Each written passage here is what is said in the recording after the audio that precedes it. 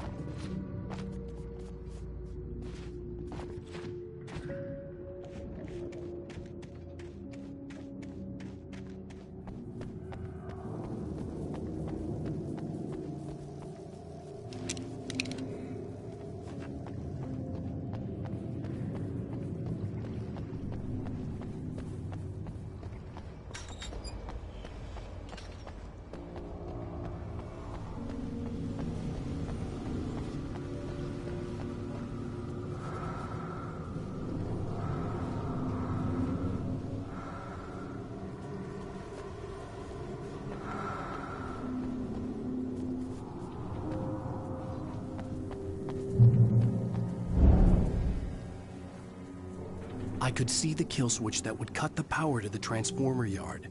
Now I had to find a way to reach it.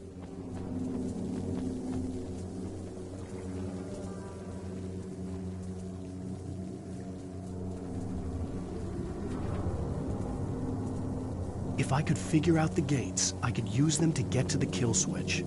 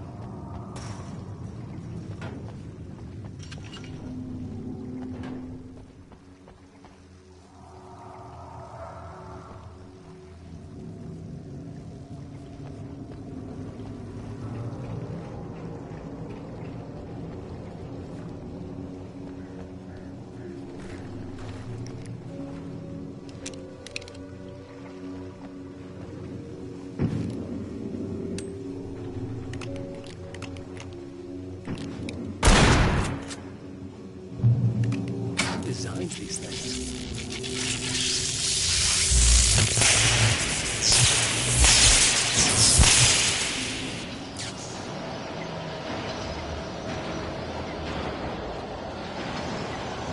The transformer yard went dark and dead. Weaver's water pipe passage should now be good to go.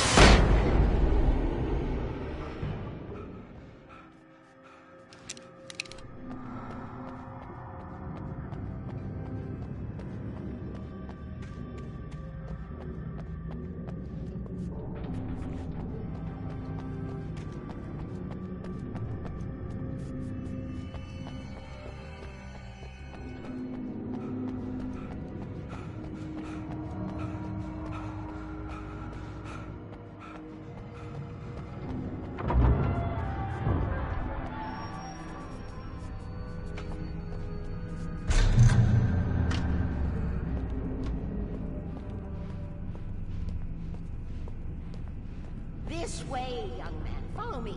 Come, come. The pipe's empty now. We're ready to go. This way. We need to go. I knew that both Tom and Barbara had such a crush on him. Such a beautiful man. I was jealous. There was a part of me that was maybe a little glad when she had the accident. And then Tom started writing and woke the darkness up. He tried to bring her back, but you can't do that. There are no free rides like that.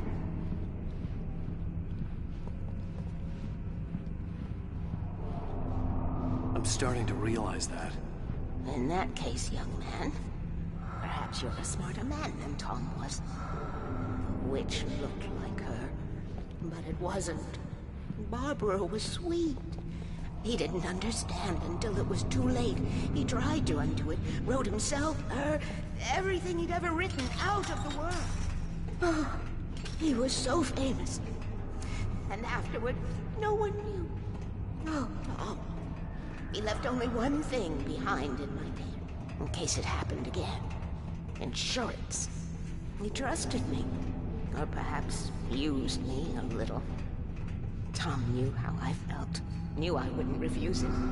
I built the well-lit room and put it there. It's been waiting for you. We are characters trapped in a story you have written, and none of us will survive to see the end of it if the darkness isn't stopped. She'll twist the story to her own dark ends. How do you know all this? Tom, that's the way he wrote it. He still talks to me, you know, in television, from beyond, from below. We have both been touched by the darkness, young man. He saved us both with light, but the darkness stays with you. Leaves a stain.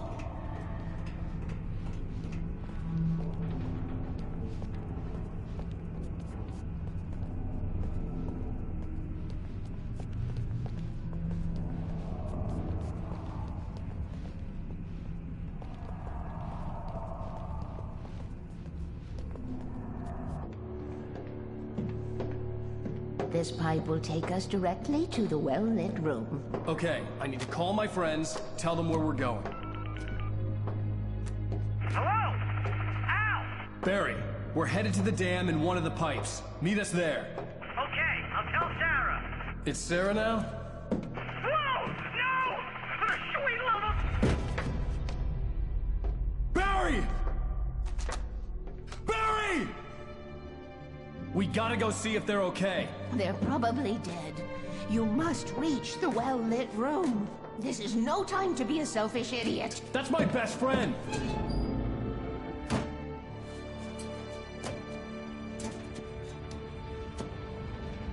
Well, be a fool. I'll use the pipe. I'll meet you at the dam if you make it.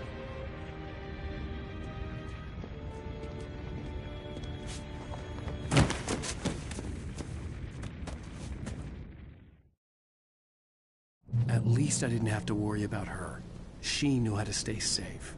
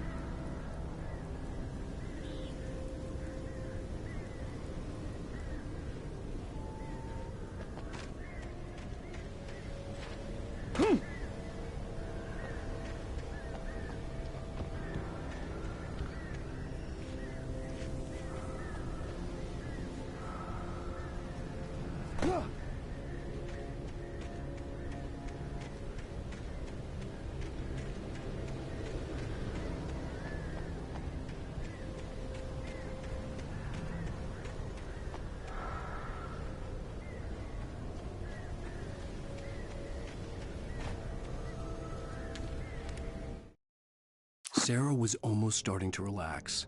Maybe they could turn this into a win yet. Suddenly, there was a piercing sound, like a table saw gone wild, as 100 birds made out of shadows swarmed into the rotor. The chopper bucked wildly and the board lit up, telling her what she already knew. They were going down. Barry Wheeler screamed next to her.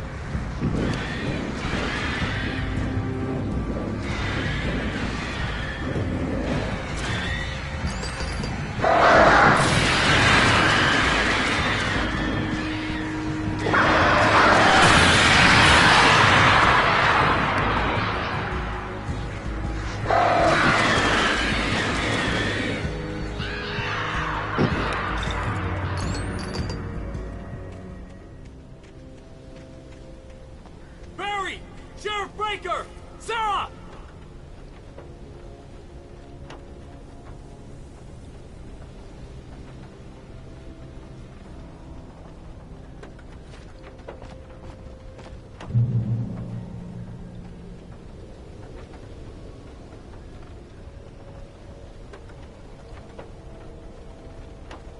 The crash site looked bad, but as far as I could tell, the wreck was empty.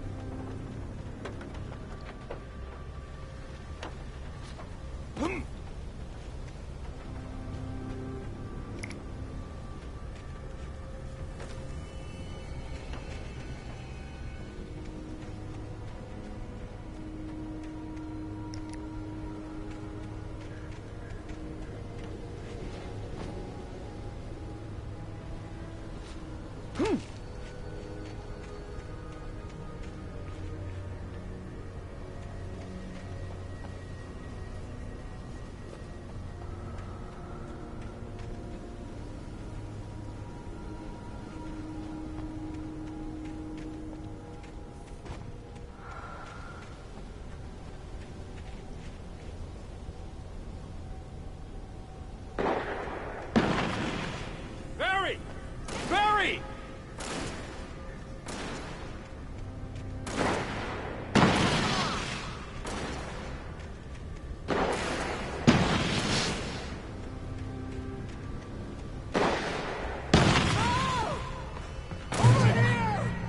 Hang in there, I'm coming!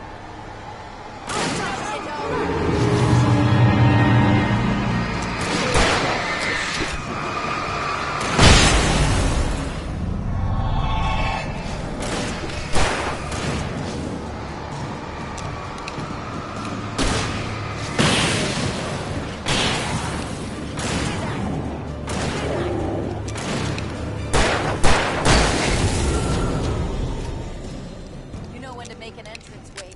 We were ready to make like Butch Cassidy and the Sundance Kid. I have a different ending in mind.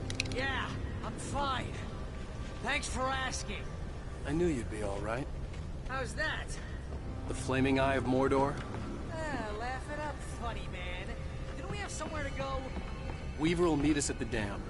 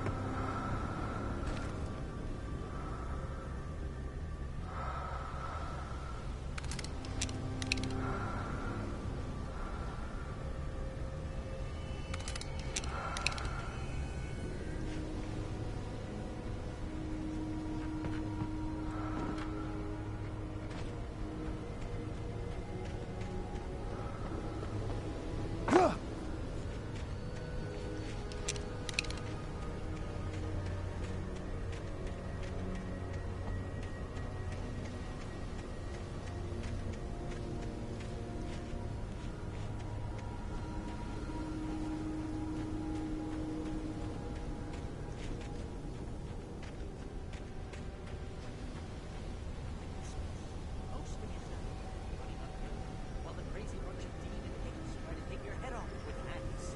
You know your helicopter crash landed in Night Springs.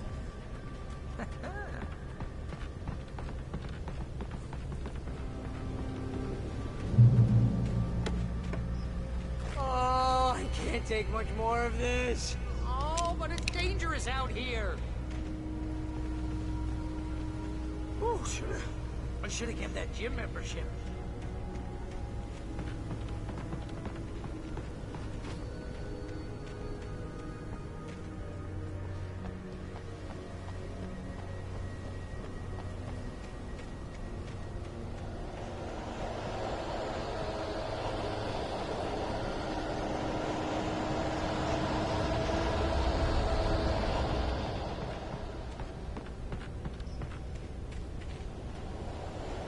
those lights?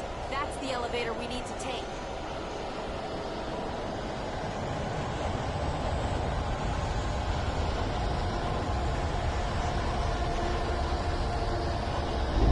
You killed Vader for the mind trust.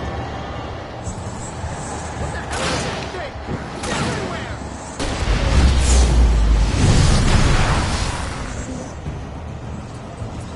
Oh crap, there's more than one of them! Nothing moves like that. It's impossible.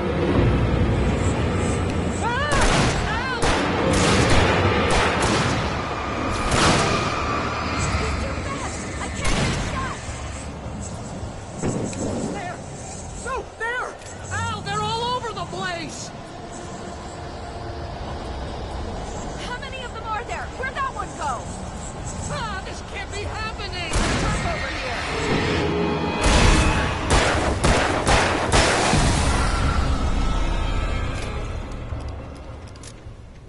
Was that it? Are we safe? That was... wow. I think we're okay. Hey, Al, I got a bad feeling. Let's keep our eyes open.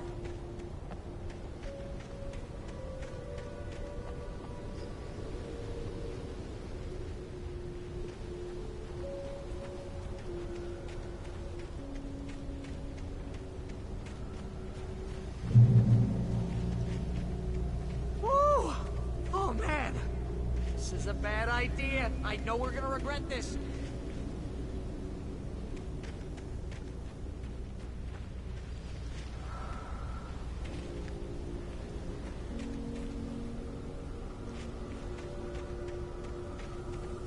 Wake, call the elevator. I'm keeping watch. I think I hear something moving around.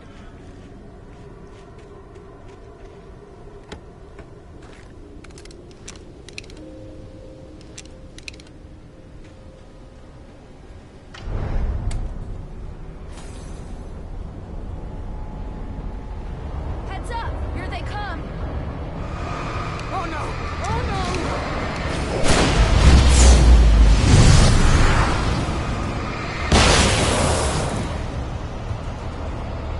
They're coming! We have to hold them off!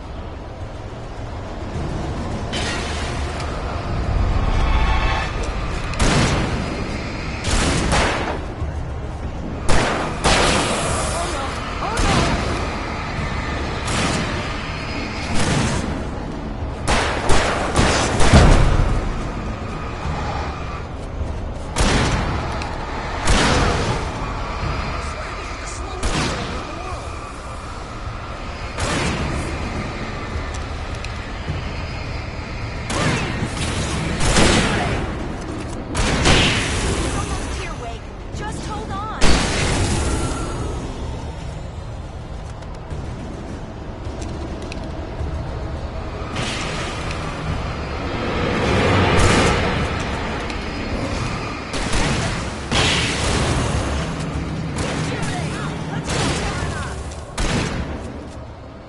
Shooting! Al,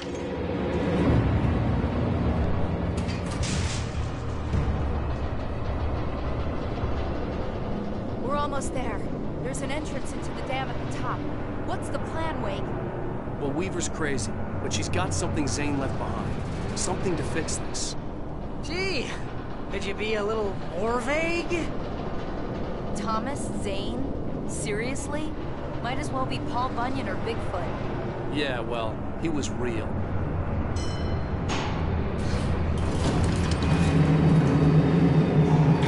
Let's be careful, okay? Oh, jeez, I hate this.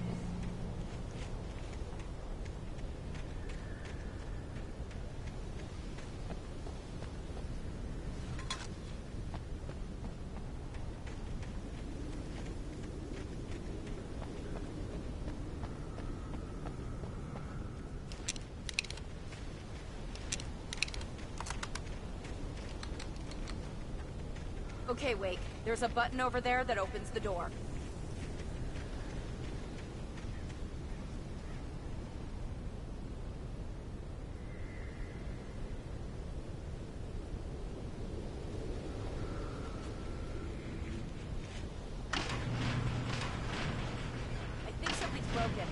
button down so we can get in.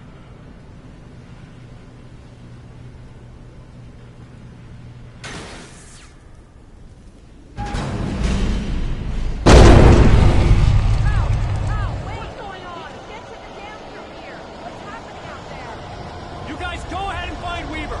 She should be in the dam now. I'll have to make it alone through the top. Okay, wait. Good luck. Don't get yourself killed. Please, be careful!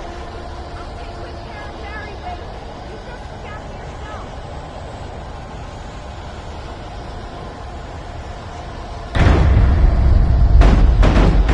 You gotta be kidding me.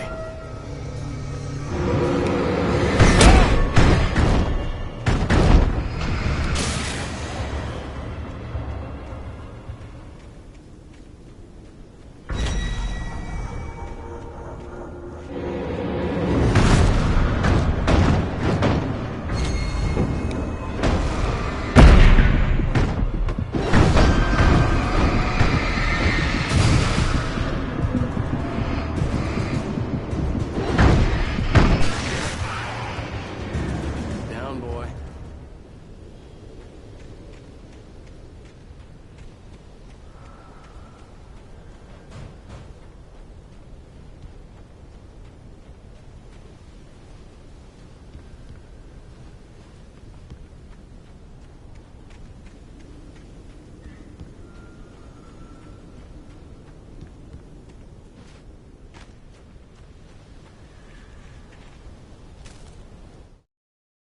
Thomas Zane knew he had to remove all that had made this horror possible, including himself. That was the only way to banish the dark presence he had unleashed and now looked at him through the eyes of his dead love. But he also knew that despite his best efforts, it might someday return. So even as he wrote himself and his work out of existence, he added a loophole as insurance, an exception to the rule. Anything of his stored in a shoebox would remain.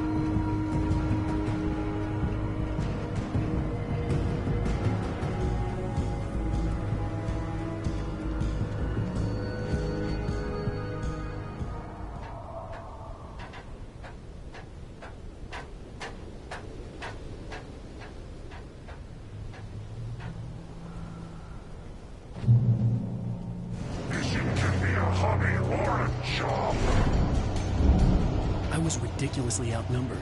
The searchlight would even the odds.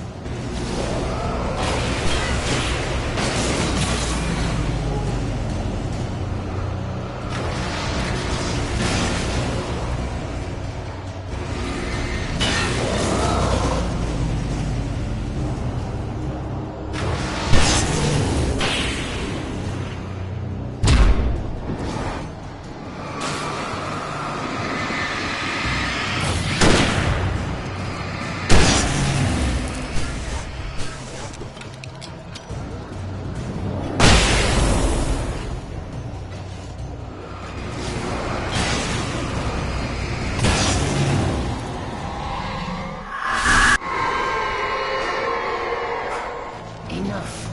You will go no further.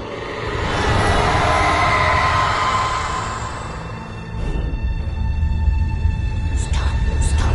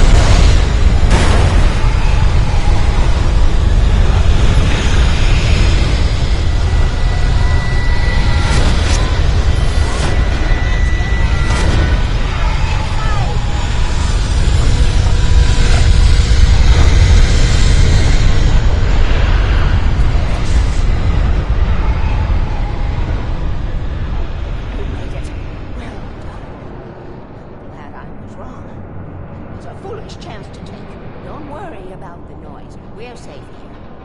I have looked after the well-lit room for many, many years now. There is no shadow in the well-lit room. Our is fail-safe, and all the bulbs are numbered and changed regularly based on their make and model.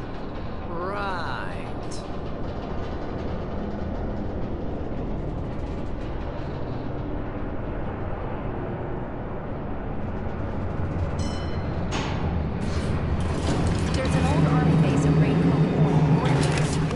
During the Second World War. They operated here back then.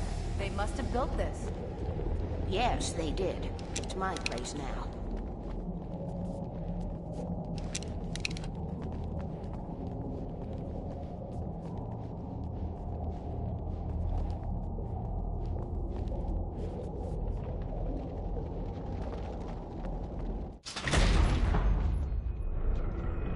Take it, and I won't need to worry about the room anymore, because 6 and 33 and 118 need changing soon, and I don't want to climb up the ladder to change them because it's very late, and I'm tired. And if you take it, I won't have to do that anymore. The page was autobiographical, a memory from my childhood. But I didn't write this. It was a page written by Thomas Zane. None of them were supposed to exist anymore. Alan, 7 years old, would fight sleep to the bitter end. When he did sleep, he soon woke up, screaming, the nightmares fresh in his mind. One evening, his mother, sitting by his bed, offered him an old light switch. She called it the clicker, and flicking the switch would turn on a magical light that would drive the beast away. To imbue the talisman with all possible power, she added that it had been given to her by Alan's father. Alan never knew him, and anything of his took on mythical proportions in his mind. With the clicker firmly in his hand, Alan finally slept like a baby. Now, almost 30 years later, Alan thought of this as he stood on the rim of Cauldron Lake, the clicker in his hand. He took a deep breath and jumped. My mind swirled. I'd given the clicker to Alice, yet it was here. Zane had written it into existence, in a story I had written. I can get to her now. I can finish this.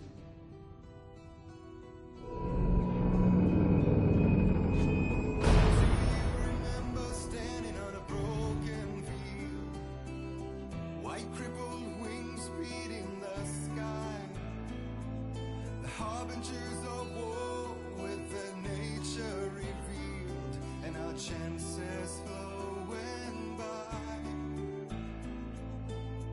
If I can let the memory heal, I will remember you with me on that field. When I thought that I fought this war alone, you were there by my side on the front line. When I thought that I fought without a cause, you gave me a reason.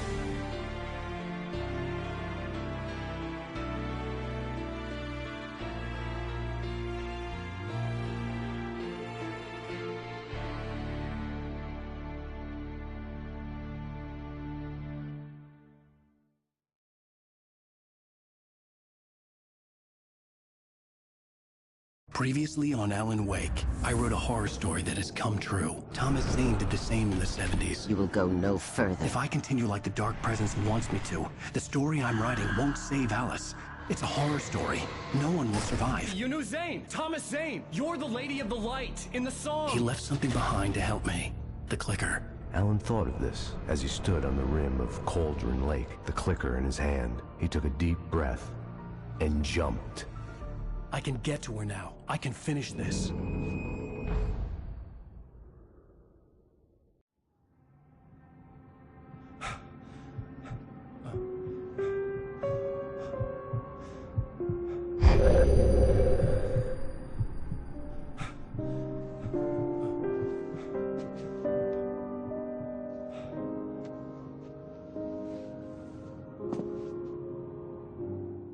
I had a hangover.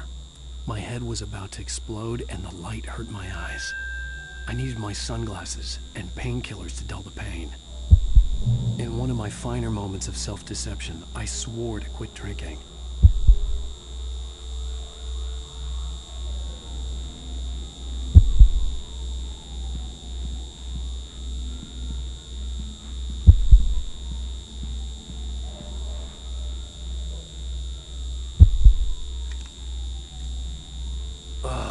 The sunglasses made the world look bearable.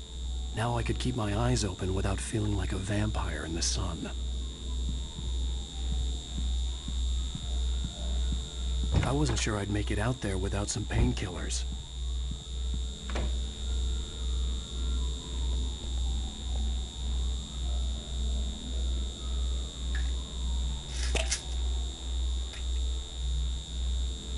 The pills worked fast. The prospect of being awake started to seem bearable again.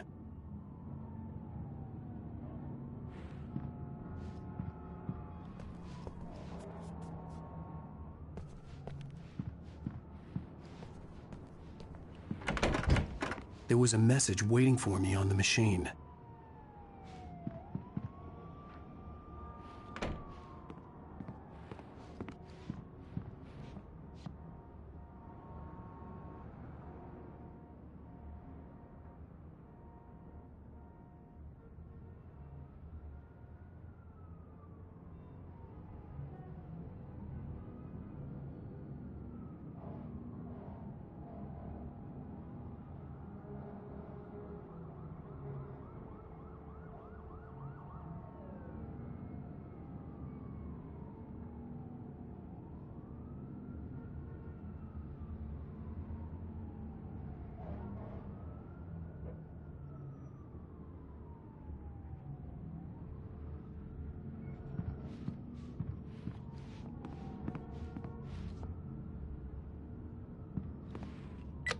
Have one new message. Ow!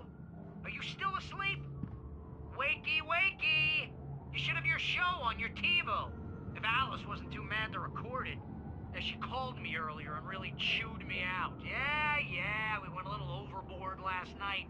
But parties are a part of this business. Al, look, I'm saying this as your friend. She's not doing your career any favors by trying to run your life like that, okay? I'll talk to you later, Al. Watch the show!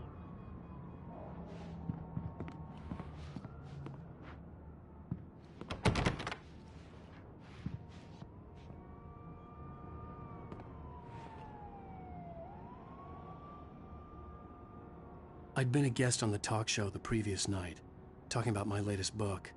The show was supposed to be waiting for me on our TiVo.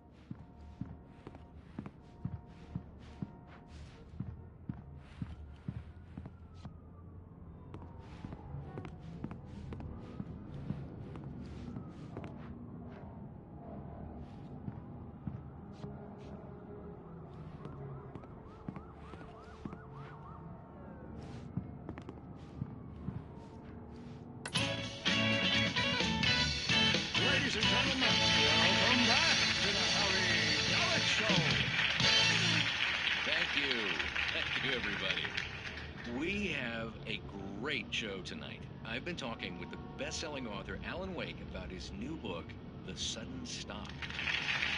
Yeah, good read. Go buy it. No, it is a good read. Look, I'm gonna be honest here. Is that wise? No, but I'm gonna do it anyway. I got people who give me the lowdown on books. I'm a busy guy. But this one, I actually read from cover to cover. I mean, I'm a big fan. Wow, thanks. Now, this might be a spoiler for those who haven't read the book yet. Based on the sales figures, the 2 people out there who haven't read the book yet. But this last book is all about the death of the main character, the hard-boiled New York detective, Alex Casey. Now, there's been a lot of outrage about this. Why the hell did you kill Casey? What the hell were you thinking, man?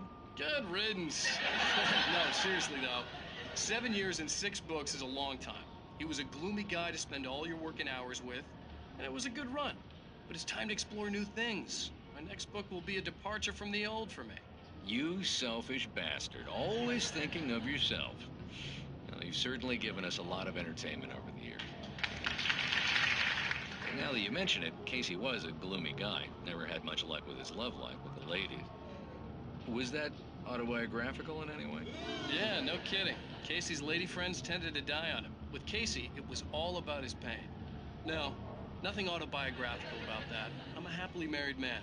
My wife is my muse. Well, congratulations. That's great to hear. So, how's the publicity tour been treating you? Good, great. But I gotta say, I'm glad to be back home in New York. Well, you've certainly been on the news a lot lately. Lots of parties and, you got into a fight with some paparazzi. Oh, man. Well, that guy was really in my face. I lost my temper. I know that wasn't cool. You are famous for that temper. Well, I did also write several books. Well, your latest novel is called The Sudden Stop, and it's in bookstores now. Go get it. That means the 2 of you out there who haven't bought it yet. Ladies and gentlemen, that's all we have for you tonight. I want to thank all our guests for the evening. Alan Wake, Sam Lake. Once more, do the face for Sam. And our musical guests, Poets of the Fall. Thank you. At least I'd been funny. I told myself I could live with that. You watch the show? I didn't say anything stupid, if that's what you want to know. Okay, Grumpy. You want an aspirin or something? Are you going to start with me about drinking now? You know what? I should have followed her Go back to sleep, advice. Alan. But suddenly I was angry, mostly at myself. And she was there, a convenient victim. What? Now you can't even talk to me? Well, this morning I was angry because you said you'd be home at midnight and you showed up at 7 a.m. and passed out in mid-sentence. Now I'm over it. Are you angry? This goddamn tour. It's gotten out of hand. Oh, honey. It's almost over, right? We can get back to normal. Then you can start writing again. I'm sorry, honey. Alan, you're not thinking straight. Just take a shower and go back to bed, huh? Yeah, you're right, honey. I'm sorry. Once this is over, let's go away together. A vacation. Just you and me. Some peace and quiet.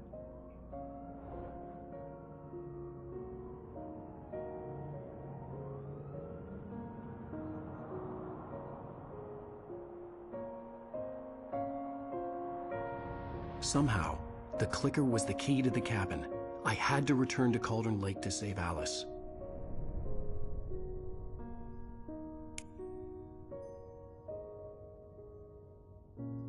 I'm going back to the lake to finish this. I'm going to write an ending to the story in the manuscript on my own terms, to make it all right. Why can't you just write it here? The last page is still in the typewriter. I need to read it first. Everything needs to be just right. Zane tried to cut some corners, and it didn't end well.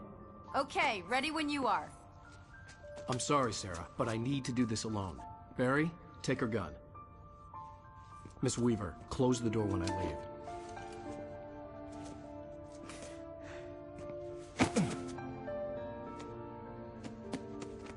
Good luck, Al. See you later.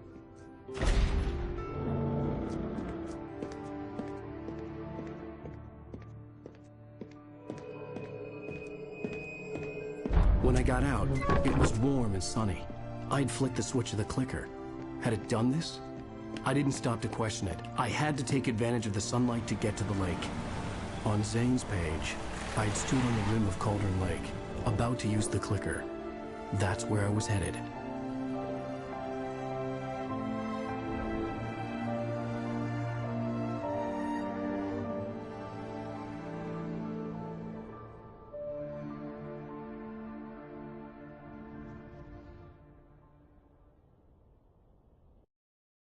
Alone, in daylight, surrounded by the beauty of the Pacific Northwest landscape. It was hard not to let doubt creep in one last time. I could still chalk everything up to a dream, a delusion. I had enough imagination to make up something like this, having been in the cabin all this time, trapped in a story inside my head, gone mad from grief over Alice's death like Hartman had claimed. There would be no way of